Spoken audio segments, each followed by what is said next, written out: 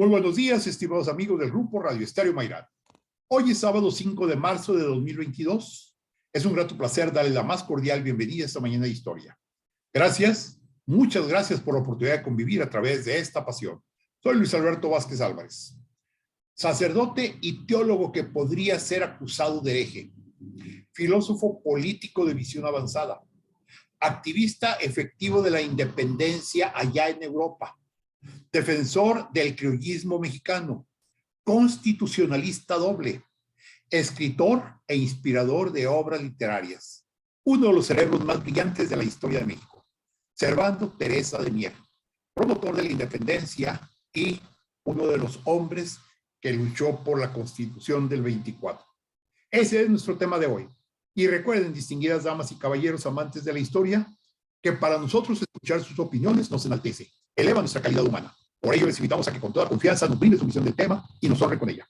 Con mucho agrado damos la más cordial bienvenida a nuestro distinguido y muy apreciado invitado y amigo Miguel García Audelo, editor y profesor egresado de la Facultad de Filosofía y Letras de la UNAM, coordinador del Seminario de Historia en UNAM San Antonio, Texas, Estados Unidos. ¿Qué tal, amigos? ¿Cómo están? Bienvenidos en este día.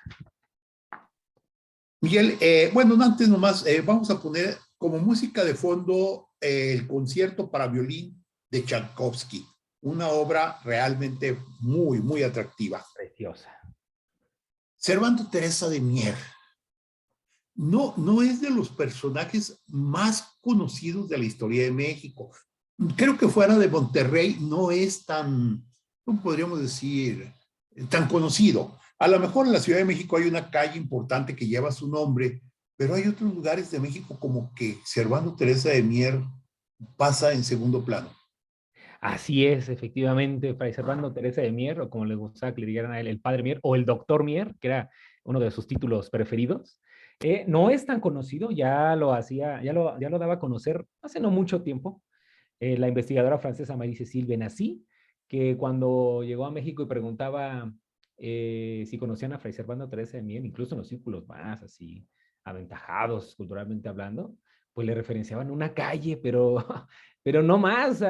Fray Servando ha pasado de ser el personaje de carne y hueso, este que tú referenciabas, tan famoso en su época, a ser un ícono, ¿no? A convertirse en un ícono y últimamente pues una calle o nombre de calle, ¿no? Debo decir por principio que pues él durante su vida pues contribuyó mucho a esta transformación tan peculiar que tienen personajes como él, pero cuando nos acercamos a hablar de Fray Servando Teresa de Mier, de su obra, de su vida y de su fama, pues yo creo que en vez del concierto de Tchaikovsky hay que poner la de Born to Be Alive de Patrick Hernández, porque de verdad es una vida de aventurero, pero con algunos matices, verdaderamente. Miren, Fray Servando Teresa de Mier, en esta primera parte del programa, vamos a hablar de él, pero en términos biográficos y qué han dicho de un personaje que, por cierto, del cual apenas dejó huellas en los archivos, ¿no? Y que a pesar de su fama, ¿no?, pues pasa por ser un individuo locuaz, de una cultura inmensa que no intenta enriquecerla, y al contrario, tiene para dar y para repartir. En sus días, a Fray Servando, pues le hacían el homenaje, pues para él nada grato de verlo como un personaje muy peligroso, ¿verdad? Por sus ideas, pero también se le daban otra clase de homenajes, pues más agradables, como verlo como un personaje bien erudito, ¿no? Y así como personajes tan disímbolos como Lucas Alamán o Carlos María de Bustamante, ¿ah?, posicionados en los extremos del espectro político, decían que era un personaje eruditísimo, ¿no? Un patriota, sin duda alguna, que gozaba de un genio festivo, pero también estaba aquejado, pues, por algo de vanidad, ¿no? Y egolatría que tiene todo el mundo, ¿no? Pero especialmente aquellos que se saben poseedoras de algún talento.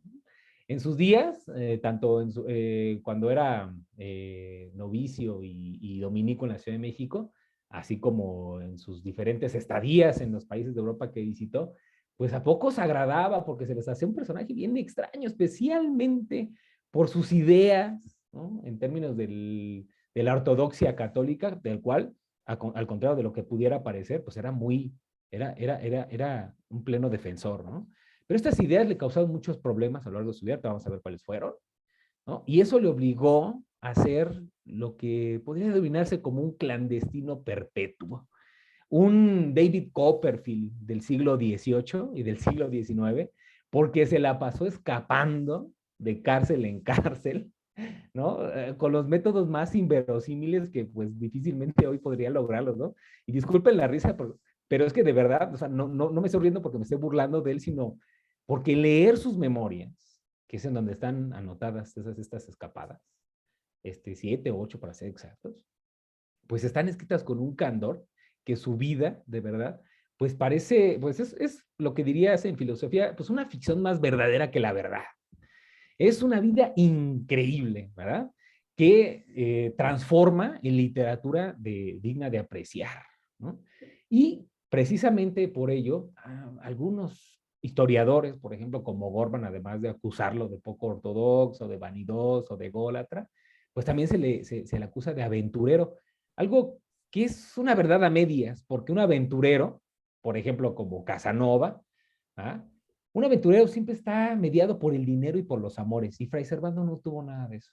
Entonces, sirva esto por principio para decir que Fray Servando era más bien un patriota, y eso fue lo que siempre lo movió en su actuar, ¿no?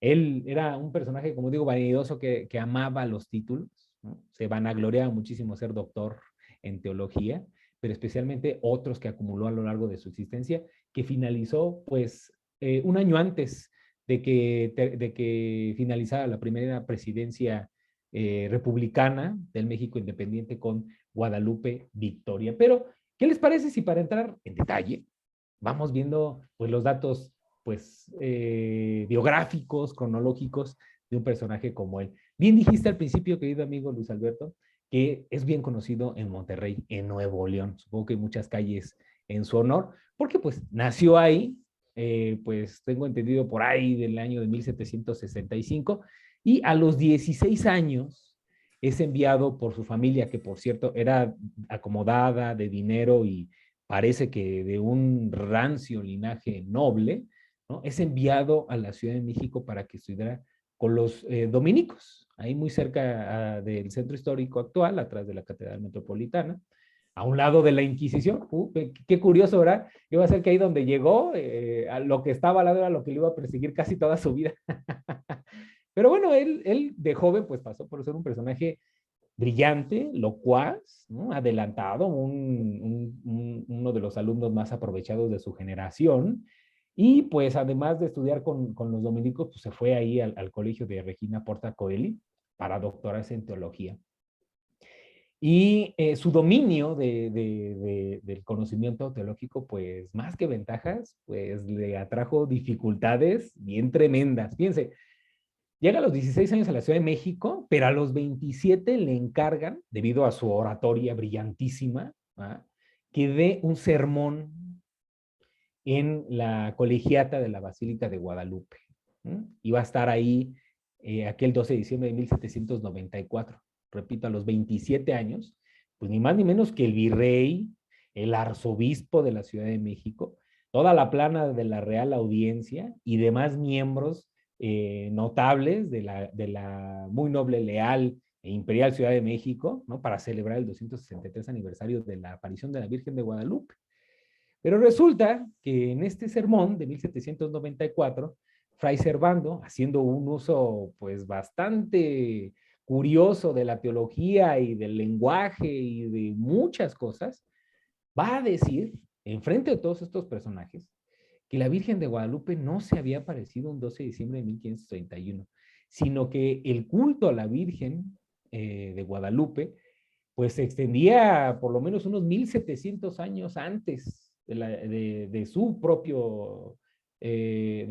época, ¿no? Con lo cual decía que el culto cristiano pues era anterior a la llegada de los europeos, era una cosa prehispánica y que por lo tanto su venerable antigüedad pues merecía otra clase de estudios que según él había leído en muchos autores que no citaba por estar todos dispersos y ser muy voluminosos. En un principio, esta idea de que el culto a la Virgen de Guadalupe era prehispánico, pues no no causó más que unas cuantas risas entre el virrey y todos los que estaban ahí.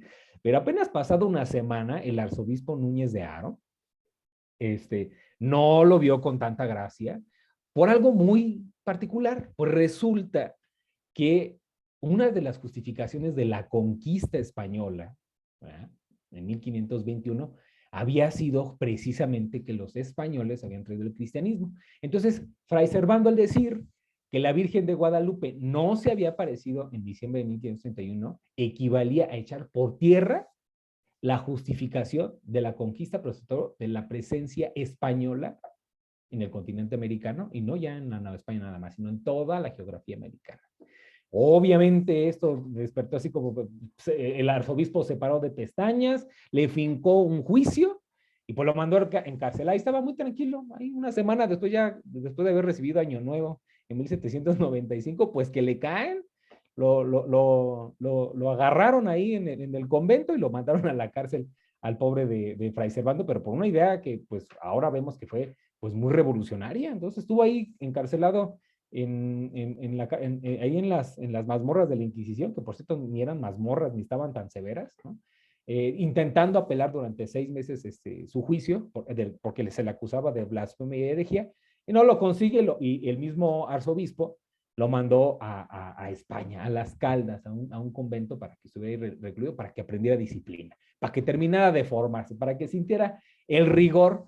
Fray Servando en el camino iba echando pestes porque decía que eso era un proceso ilegal, porque recuérdese que el clero novohispano estaba dividido en dos: las órdenes mendicantes, es decir, los regulares, y todos los sacerdotes seculares. El arzobispo mandaba sobre los seculares, y por tanto, ese juicio o ese proceso que le había fijado el arzobispo, pues no estaba dentro de sus facultades y por tanto era ilegal. Bueno, total que a nadie convenció, y apenas llegado a Las Caldas se escapó, se escapó de la cárcel en Las Caldas, pero lo vuelven a apañar y lo vuelven a meter a la cárcel, pero esta vez en San Francisco de Burgos, donde va a ser mejor tratado, ¿no? Porque si ustedes leen las memorias, ahí en Las Caldas dice que la comida está espantosa, lo tratan mal, le niegan papel, pluma, etcétera, y bueno, en Burgos lo tratan un poquito mejor, y de hecho le va también que no solamente le dan pluma de papel, sino le permiten exponer su caso en el Consejo de Indias, donde por cierto no logra absolutamente nada. Ahí en San Francisco se fuga por segunda ocasión y se dirige hacia, si no me recuerdo, hacia Bayona.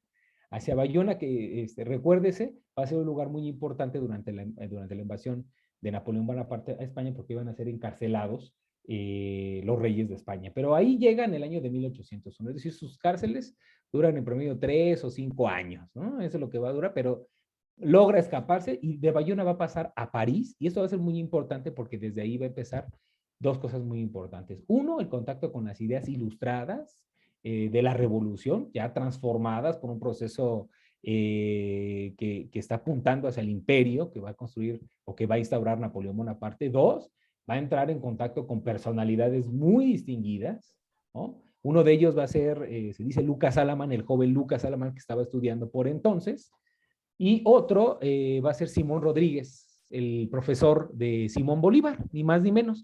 Y también con literatos destacados como Chateaubriand, con el cual va a entrar en contacto, va a discutir y bueno, va a estar enriquecido.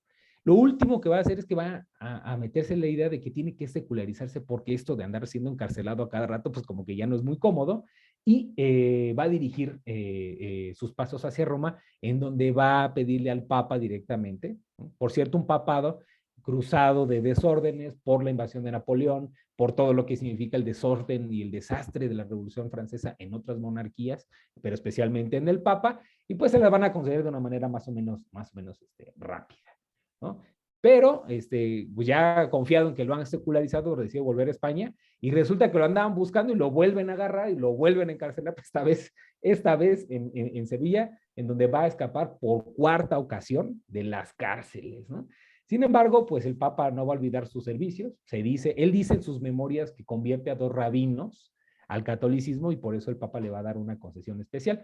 No se va a esperar demasiado, se va a ir a Lisboa, ¿no? En donde va a ver cómo se desarrollan los acontecimientos, primero para que no lo vuelvan a agarrar, porque lo andan persiguiendo por todos lados, pero pues va a ocurrir que ni más ni menos que la invasión francesa a España. Y él, como patriota, o sea, por patria entiende la hispanidad, ¿no? Especialmente América, pues se va a sumar al cuerpo de voluntarios que va a dirigirse hacia España, ¿no? Y va a combatir contra los franceses. De hecho, a Fray Servando, los soldados de Napoleón lo van a agarrar en Belchite y lo van a encarcelar, ¿no? Pero, ¿qué creen? Ni los soldados de Napoleón Bonaparte pudieron mantenerlo en la cárcel porque se va a escapar, pero esta vez a Sevilla.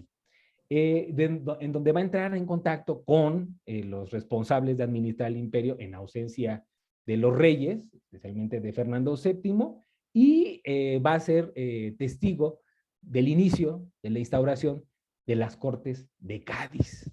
Este acontecimiento es muy importante, pero ¿qué les parece si vamos a hacer una pausita primero y volvemos con lo que pasa después de Cádiz? Claro, y es muy importante porque creo que va a ser su primera experiencia constitucional. Pero bien, como mencionado, vamos a hacer una hora de pausa y continuamos platicando de Fray Servando Teresa de Mier. Viene. Regresamos a Diálogos con la Historia. Estamos platicando de Servando Teresa de Mier, el padre Mier, Fray Servando Teresa de Mier. Y bueno, con nosotros está Miguel García Audelo. Él es historiador de la UNAM. Actualmente él es coordinador del Seminario de Historia en UNAM San Antonio, Texas. Y bueno, Miguel, hace un momento nos dejabas con la idea de que a raíz de que logran los españoles liberar a su patria de pues, la invasión napoleónica, se forma un congreso constituyente en la ciudad de Cádiz, conocido como las Cortes de Cádiz, que van a generar la famosa Constitución de 1812, también llamada la PEPA, por la fecha en que fue destinada, en la cual participa Servando Teresa de Mier. Y aquí lo interesante es que es donde entra curiosamente en contacto con dos personas muy importantes en la historia de México, que son Lucas Alamán y Miguel Ramos Arizpe, con los cuales va a convivir en esa época y los cuales más tarde van a ser hasta enemigos, digamos, ideológicos, por no llamarle de otra manera, ya en la Constitución mexicana. ¿Qué nos puedes platicar de ello? Así es, miren, sus estancias en España, primero como prisionero y como prófugo, en Francia como huido, su vuelta a España y después su viaje a Portugal, todo esto entre 1795 y 1808-9, pues va a ser que ya, o sea, después de más de 10 años de andar por aquí y por allá, sea partidario de los movimientos independentistas por razones muy sencillas. Primero, porque él era un liberal de cepa, ¿no? Él era liberal y federalista. Ahorita vamos a decir qué significa esto en términos de Fray Servando. Pero cuando Fray Servando acude a las Cortes de Cádiz en 1812, y no sé, miren, la verdad es que un personaje como él cuesta mucho trabajo porque deja muy pocos registros. Entonces, a veces en sus memorias él dice que fungió como tal cosa o que pasó por tal cosa, e investigadores europeos y norteamericanos e ingleses lo han buscado hasta por debajo de la especie y no lo encuentran. Entonces, por ejemplo, en Cádiz, él dice que asistió a algunas de las sesiones, ¿no? Y que ahí justo conoció a los dos personajes que tú acabas de mencionar, a Lucas Alamán y a Miguel Ramos Arizpe, que por cierto era conocido así como el Comanche, porque venía del norte y de hecho él mismo se sentía muy orgulloso de que su familia era de las grandes naciones del norte de México. Pero su estancia en Cádiz parece que va a ser breve porque un ambiente más apropiado y más liberal para él iba a ser Londres. Ahí va a ser invitado por el virrey Iturrigaray, el ex virrey, más bien, el ex virrey Iturrigaray, que había sido depuesto en 1808, 4 años antes. Y lo había invitado para que se instalara ahí, ¿no? Porque él estaba ahí, y que escribiera una historia sobre la revolución de la Nueva España, ¿no? ¿Por qué? Porque Iturrigaray realmente se sentía muy ofendido por toda la fama que le habían hecho, porque él lo habían acusado de infidencia, de haber atentado contra el rey, es decir, tenía delitos de lesa majestad y lo que quería era una historia apologética, por eso su historia de la Revolución de la Nueva España desde 1808 hasta nuestros días, él le intitula Apologética, ¿no? Y realmente así lo es, o sea, Fray Servando como historiador es muy curioso porque pues realmente no es un historiador, es un patriota, y por lo tanto sus fuentes son de irregular calidad, sus verdades no llegan a ser verdades, son verdades a medias, pero sin llegar a ser mentiras. Sus fuentes son bien dudosas, hay unas que son informaciones dadas por individuos que expectaron los acontecimientos, pero lo más curioso es que arremete contra los defensores del virreinato, porque para entonces las ideas del liberalismo que había absorbido en Cádiz y que había concretado en Londres, pues ya habían arraigado. Y justo en los prólogos, él arremete contra un señor que se llama Juan López de Cancelada, que era realista a ultranza, y atacaba no solamente al movimiento de Hidalgo, sino a todos los que comulgaban con su movimiento. Pero de verdad yo les recomiendo el prólogo de esta historia, porque a Juan López de Cancelada lo trata de vendedor de mercachifles, de ignorante, lo acusa de todo, dice, ¿ese qué va a saber? Ese nada más sabe vender ahí mercachifles y otras porquerías ahí en los portales del centro de la Ciudad de México. ¿Ese qué va a saber de revolución? ¿Ese qué va a saber de filosofía política? No, no, no, aquí les voy a mostrar, decía Fray Servando Teresa de Mier, lo que significa la lucha por la independencia iniciada por Hidalgo. Iturrigaray es una persona muy importante, sí, pero el otro es José Blanco White, un español más liberal que los mismos liberales, junto con el cual va a ser propagandista, no solamente de la lucha por la independencia en la Nueva España, sino en toda América Latina. En toda América, o decimos hoy, en toda la América hispánica, corrijo, no América Latina, en toda la América hispánica va a ser un ferviente defensor de eso. ¿Cuál fue el papel, volviendo a las Cortes de Cádiz, ¿no? de Lucas Alamán y de Ramos Arizpe? Bueno, Ramos Arizpe fue más amigo de él que Lucas Alamán. ¿Por qué? Porque él estaba dentro del espectro político, estaba más cercano a Mier por su ideología liberal, ¿no? Él consideraba que el federalismo era como el modelo más apropiado en dado caso de que se consumara la independencia de México. Y ustedes recordarán que en uno de los programas pasados hablábamos de Lucas Alamán, y Lucas Alamán pues está desde luego opuesto al federalismo. Él sí acepta las repúblicas, pero con un talante conservadurista. Y de hecho, él es más defensor del virreinato, de la continuación del imperio español, que de cualquier clase de república. De hecho, sus ideas republicanas vienen ya hasta después de la independencia, y de hecho, cuando él ya tiene cargos públicos, ¿no? En las diversas secretarías o carteras que ocupó.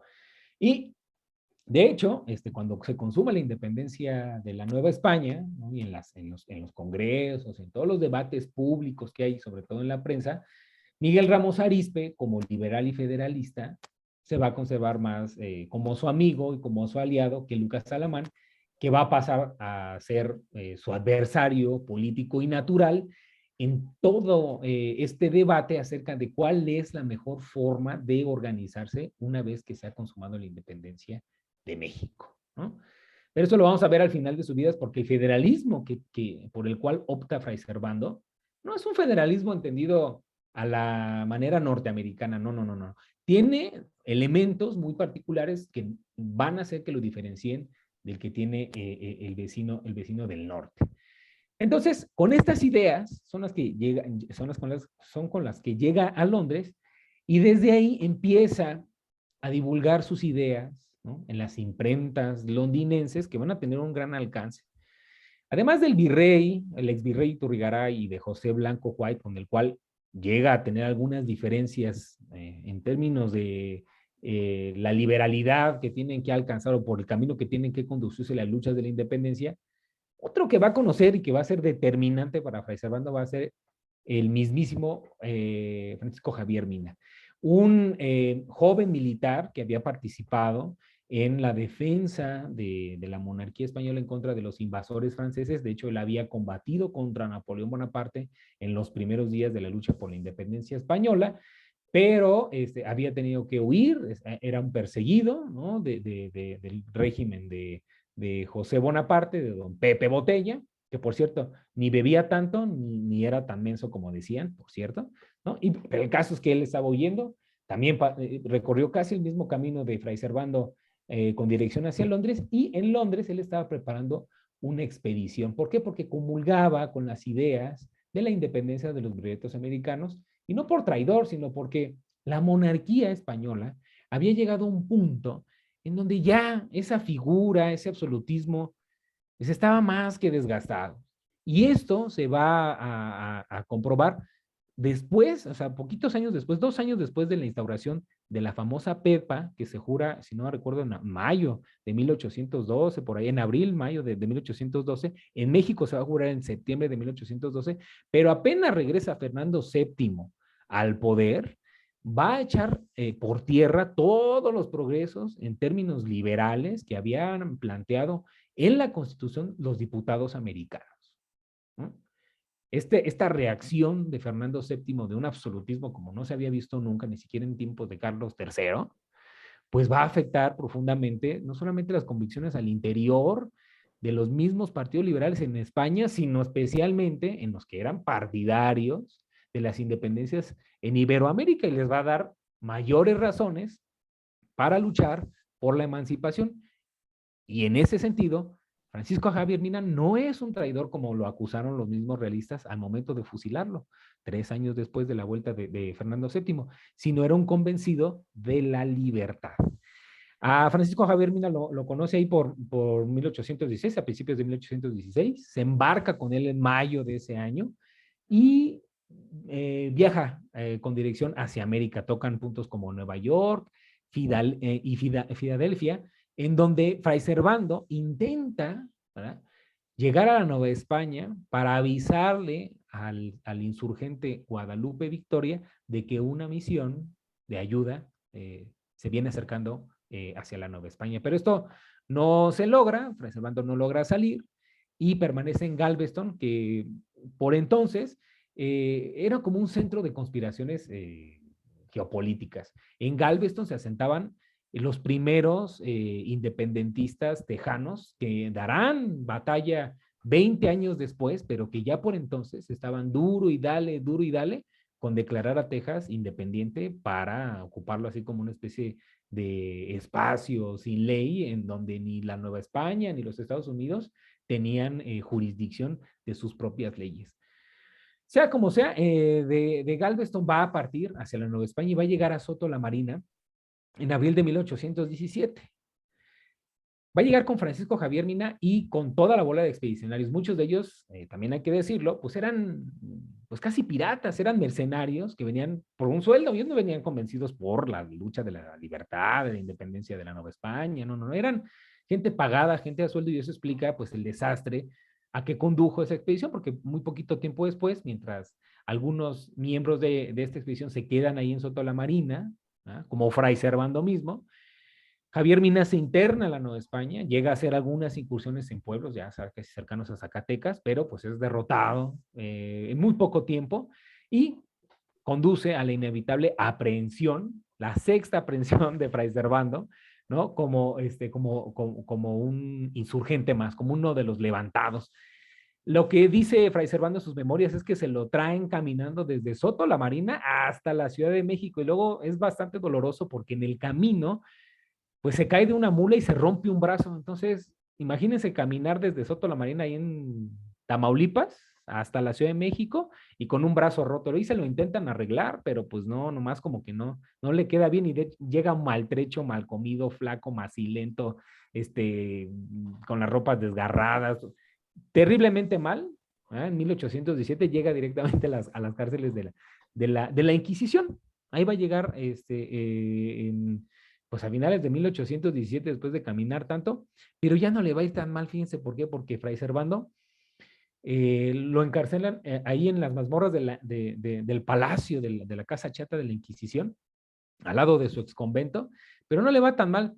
Es una de las viejas leyendas estas de que las cárceles de la Inquisición estaban espantosas, y no es cierto, eran cárceles como VIP, eran cárceles 5 estrellas de verdad. O sea, la comida no era tan mala. Fray Servando tuvo acceso a biblioteca, le daban papel y pluma, dormía a gusto, podía recibir visitas, ¿no? Siempre y cuando no saliera de ahí. De hecho, la Inquisición de la última Nueva España, de la última década de la Nueva España, pues ya hasta las cárceles se rentaban como viviendas. O sea, es un mito ese de que las cárceles estaban bien feas y que ahí pasaban aves y las ratas. Y no, es un mito. O sea, también la pasó Fray Servando hasta 1820, que le dio tiempo de escribir las memorias, de donde estoy sacando estos datos que les estoy compartiendo de manera breve. Le dio tiempo para escribir sus memorias, que son 2 gruesos volúmenes en Editorial Porrúa. Les recomiendo que la busque porque son divertidísimos, especialmente el segundo volumen. Y pues si le hubiera pasado tan mal, pues no hubiera escrito esas cosas, ¿no? Es un personaje interesantísimo. Bueno, en 1820 deciden que su presencia es muy peligrosa. Así es que lo mandan con dirección a Cádiz, a otra cárcel, pues a lo mejor menos cómoda. Pero recuérdese que el viaje hacia la península tenía que pasar forzosamente en La Habana y pues que se les escapa otra, se les pela otra vez Fray Servando y pues ahí permanece un buen rato hasta la independencia de México. No lo logran agarrar.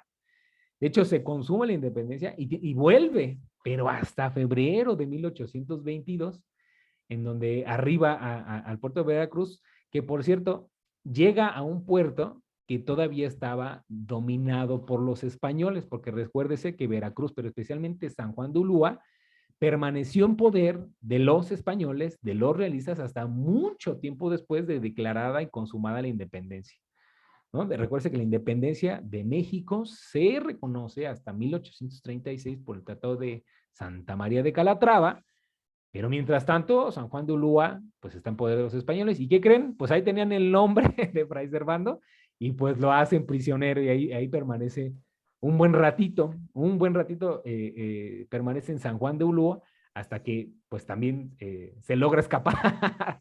¿Quién sabe cómo lo hizo? Porque yo hasta la fecha me sigo preguntando cómo es que con una pluma, con una cuchara o con...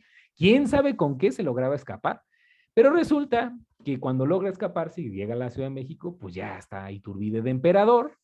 Y a que no adivinan a quién le cae gordo, pues al emperador Iturbide le cae muy gordo, esto le vale la prisión, ¿no? Y pues, logra escapar hasta enero de 1823, estando ya durante el reinado de Iturbide.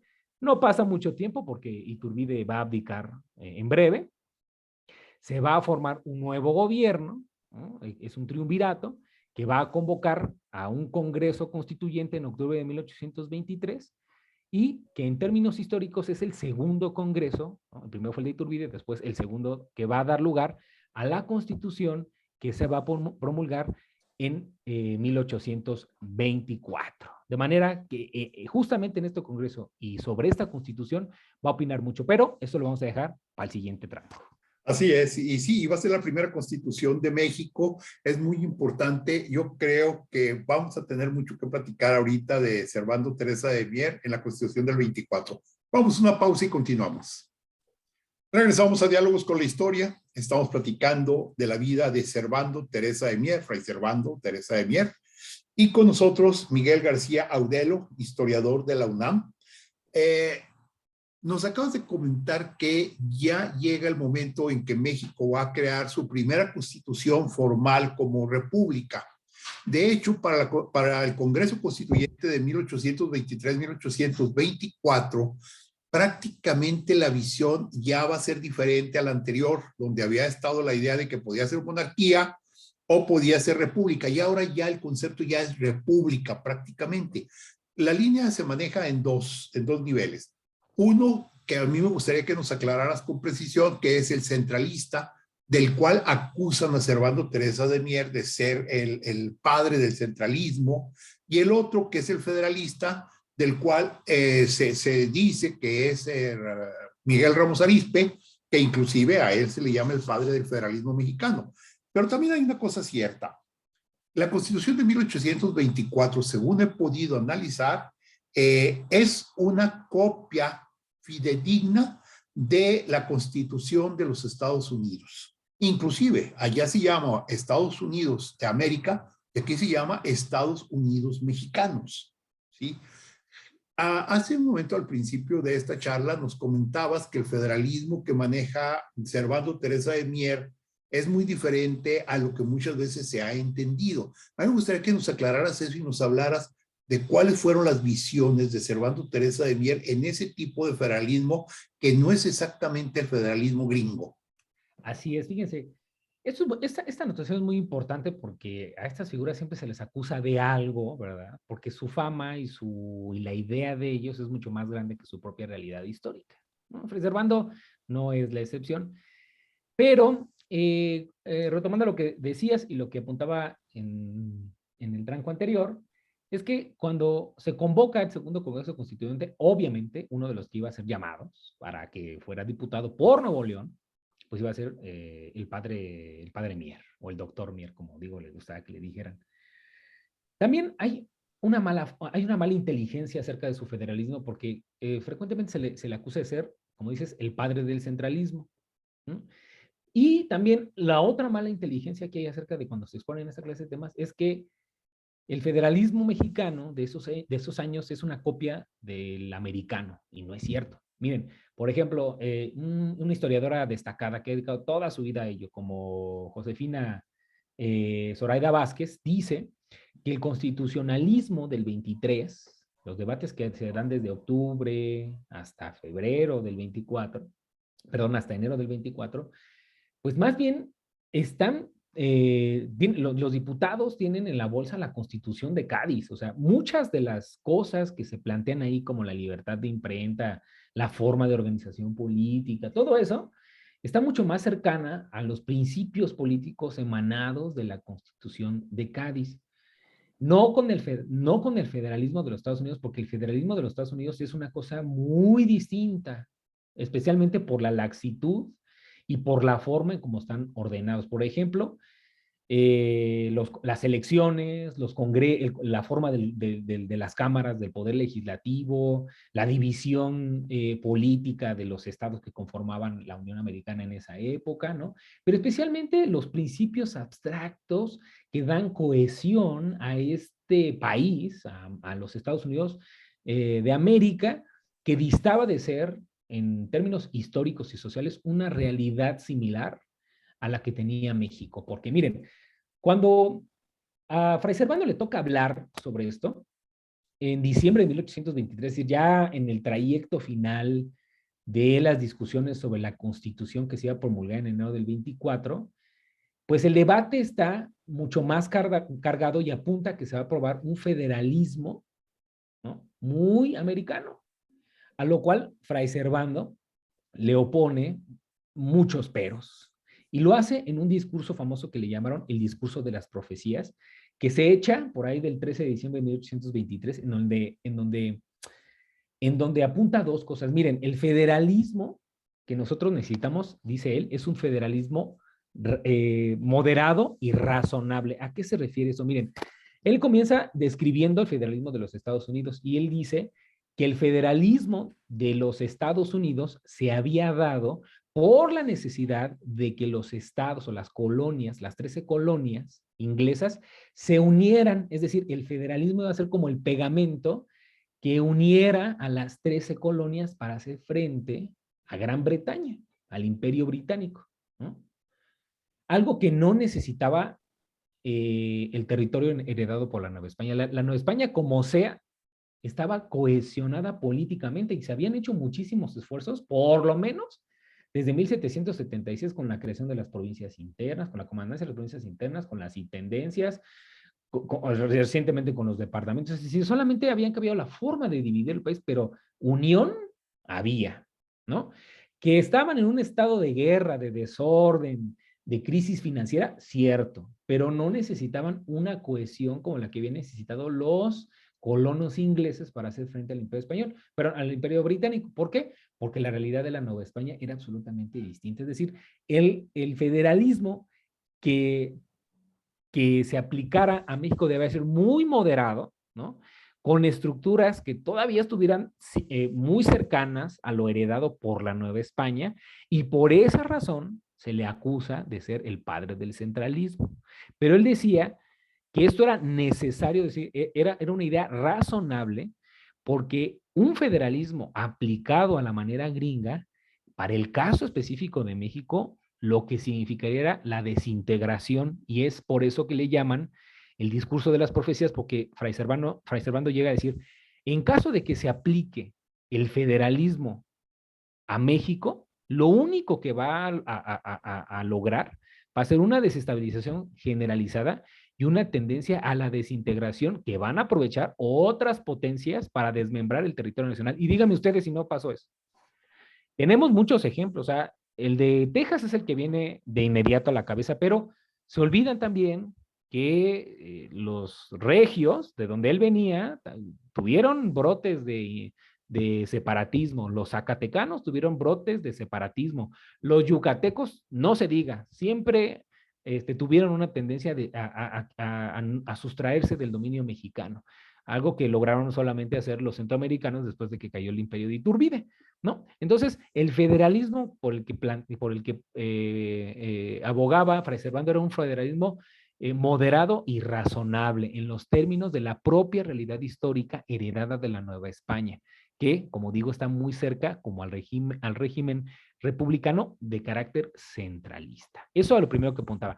Y la otra gran advertencia que hacía en diciembre de 1823 Fray Servando Teresa de Mier es que ese federalismo precisamente por el que propugnaban los americanos era uno en donde situaban al pueblo en el centro de todas las decisiones. No por nada, la Constitución de los Estados Unidos empieza, we the people, nosotros, el pueblo, los Estados Unidos. Bueno, es que el pueblo, dicen, es el que manda, y dice Fray Servando, no, eso de la voluntad genérica y de que el pueblo manda es un sofisma, porque los líderes políticos no están obligados a obedecer al pueblo, están obligados a guiarlos.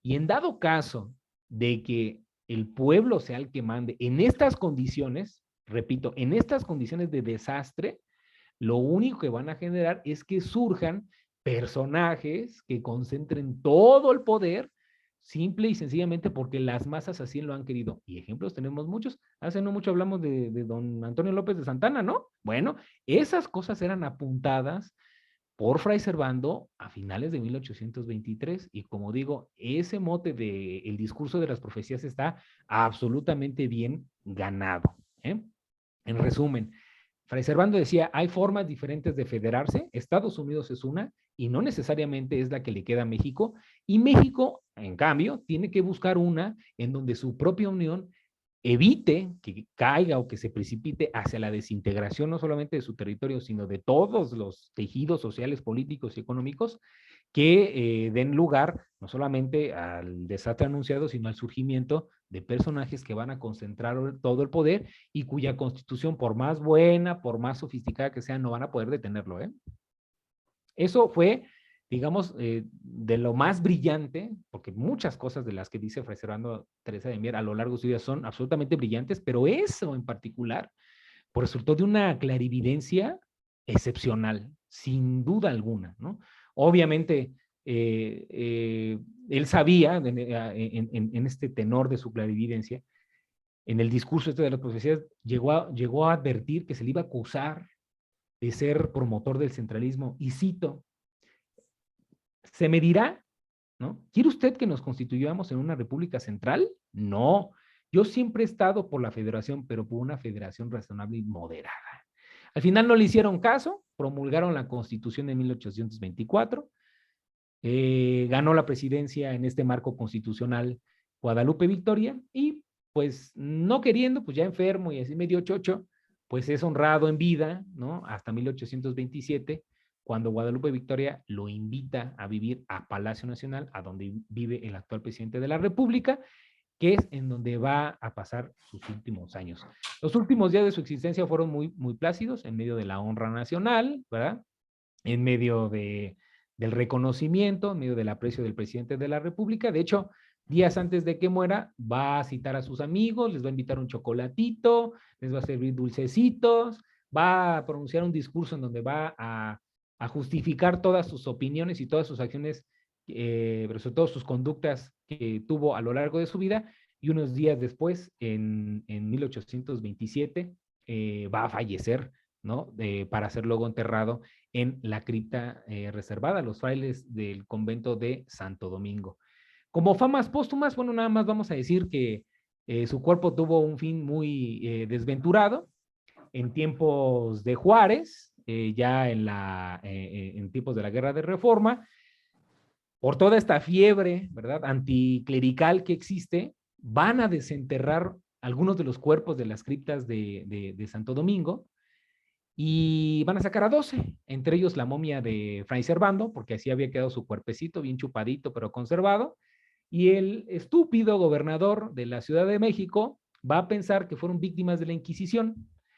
Y este señor se las va a vender a un cirquero italiano que va a andar paseando la momia de Fray Servando, quién sabe por dónde. Hasta la fecha desconocemos en dónde pudo haber quedado el cuerpo de Fray Servando, aunque se dice que puede estar en alguna de las criptas que tiene la ciudad de Cholula, en Puebla.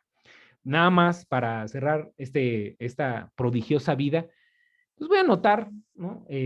Algo o voy a retomar algo que decía Luis Alberto al principio del programa. Es un personaje poco conocido, sí, sin duda alguna, pero en sus días tuvo una influencia y un impacto tal que tanto intelectuales como autoridades, como ajenos y propios, reconocían en él una inteligencia superior que contribuyó en buena medida a formar el perfil político, ¿no? O al menos uno de los perfiles políticos que estuvo en pugna a lo largo del siglo XIX. Sus contribuciones políticas son indudables, sus contribuciones de carácter histórico son un poco más cuestionables desde el punto de vista de un historiador moderno, pero créanme que eso es algo muy irrelevante por la sencilla razón de que él no era historiador, él era un patriota convencido de la libertad de su patria, pero especialmente una libertad fundada en la libertad individual. Y eso explicaría su carácter vivaz, su carácter aventurero, audaz, pero sobre todo valiente ante cualquier clase de circunstancias que enfrentó a arzobispos, virreyes, generales, emperadores, ejércitos extranjeros, pero sobre todo a los envidiosos que nunca lo quisieron ver triunfar. Y como colofón, su influencia no solamente se reduce, por ejemplo, a las citas que le prodigan Lucas Alamán de un lado o Carlos María de Bustamante del otro, sino el mismísimo Simón Bolívar, este gigante de la lucha por la independencia en Iberoamérica, que lo cita en su famosísima Carta de Jamaica, que tuvo una trascendencia importante para definir los principios ideológicos con los que operó el libertador de la América del Sur. Excelente, magnífico, muchas gracias. Realmente muy valioso, Miguel García Audelo, esta visión, este comentario sobre Servando Teresa de Mier. Déjame decirte que precisamente una de las ideas que tenemos en GREM, que tengo yo en este programa, es ofrecer no esa historia cartonada que estamos acostumbrados a escuchar, sino algunas ideas diferentes, algunos conceptos. Por eso, por ejemplo, nuestros programas anteriores pues no han sido nada que podríamos decir tradicionales. O sea, hablar de Santana, hablar de Lucas Alamán, que también es poco conocido. Hoy estamos hablando de... Y mal querido, además, y mal querido. Y mal querido, es cierto. Hoy estamos hablando de Servando Teresa de Mier, que no solamente era mal querido, sino incluso olvidado, en buena medida olvidado. Y bueno, pues la idea es continuar por ese camino y ofrecer este tipo de personajes. Precisamente el próximo sábado, de hoy en 8 días, va a ser sábado 12 de marzo. Es un día en que recordamos que Maximiliano de Habsburgo, el entonces emperador de México, lanza un decreto que parecía más bien de Juárez que de él, pero lo dejamos para la próxima. ¿Cómo ves si hablamos de Maximiliano la próxima semana? Pero como no, encantado, aquí nos vemos el próximo sábado. Pero luego después vamos a hablar de Juárez. Absolutamente, también vendido. Sí, porque entonces estaremos a 2 días del natalicio reconocido de Juárez. Entonces vamos a hablar de Maximiliano y luego de Juárez. Miguel García Audelo, muchísimas gracias, muy amable. Gracias a todos. Gracias. Y bueno, también muchas gracias a mi compañera Claudia Martínez Martel, la coordinación general de este programa, a mi compañero Roberto Ríos, a la dirección de grabación, y a ustedes, estimadas amigas, amigos, los esperamos el próximo sábado 12 de marzo con el tema Maximiliano de Habsburgo y su liberalismo. Muchas gracias, muy buenos días, muy feliz fin de semana.